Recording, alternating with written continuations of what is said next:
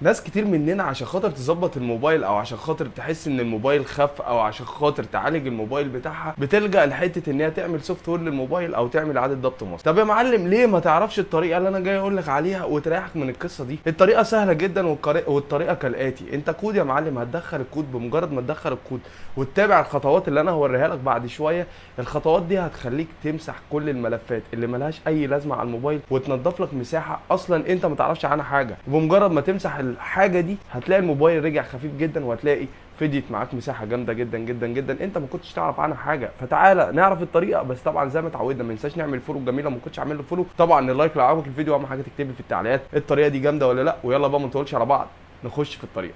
نكتب نجمة شباك 9900 شباك. تمام، هيجي لنا القايمة دي. أهم حاجة واللي احنا هنتكلم عنه في القايمة اللي هي ديليت دمب دي يا معلم. دوس عليها كده مسح. اتفرج على الموبايل بتاعك بعد ما تعمل الكلام.